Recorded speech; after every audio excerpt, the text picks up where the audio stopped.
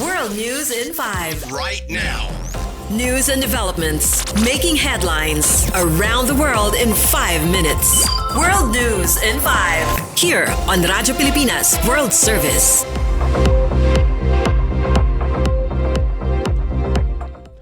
Good day to all of our listeners here on Radyo Pilipinas World Service. This is World News in 5 and I'm your host, Steph Vicente. The Yemeni Houthi rebel movement has confirmed that its Prime Minister Ahmed Ghaleb Nasser al-Rahawi was killed in an Israeli airstrike last week. The BBC reported that the Iran-backed group said several other senior officials were killed when the Israel Defense Forces or IDF targeted Sana'a last Thursday. The IDF said Rahawi and other senior Houthi officials were eliminated when Israeli fighter jets struck a gathering in the Sana'a area.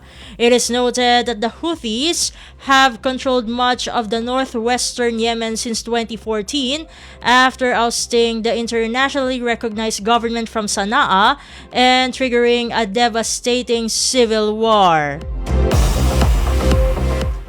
In other news overseas, Chinese President Xi Jinping has told United Nations Secretary General Antonio Guterres that China supports the global organization playing a central role in international affairs and that it upholds true multilateralism as reported by Chinese state broadcaster CCTV.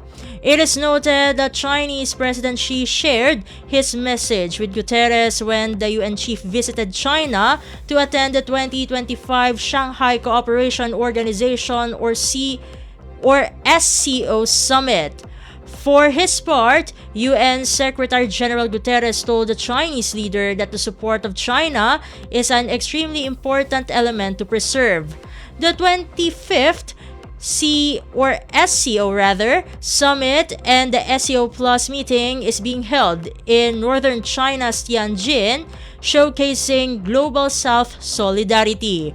The high-level gathering comes amid rising geopolitical tensions, including Russia's ongoing war in Ukraine, Israel's genocide in Gaza, and its escalating assault on the occupied West Bank, security tensions in South Asia and the Asia-Pacific region, notably between Thailand and Cambodia, and United States President Donald Trump's global trade war. Among the participants will be Russian President Vladimir Putin, Turkish President Recep Tayyip Erdogan, Indian Prime Minister Narendra Modi, Iranian President Masoud Pezeshkian, and Pakistani Prime Minister Shehbaz Sharif. And finally, North Korean Supreme Leader Kim Jong-un promised a beautiful life for the families of martyrs who perished fighting for Russia in the war against Ukraine.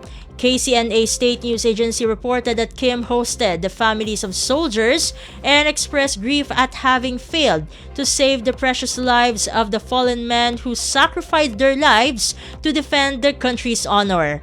Kim told families that the heroic feats of the soldiers and officers were possible because of the strength and courage given to them by families who are the most tenacious, patriotic, and just people in the world. North Korea state television even showed Kim bowing deeply to family members who appeared overcome with emotion at the event. The meeting was the latest honoring of troops who suffered heavy casualties in Russia's Kursk region that borders Ukraine after Kim and Russian President Vladimir Putin acknowledged the deployment in April after months of silence. And that concludes today's edition of World News in 5. For Radyo Pilipinas World Service, this has been Steph Vicente. Good day and stay safe, everyone.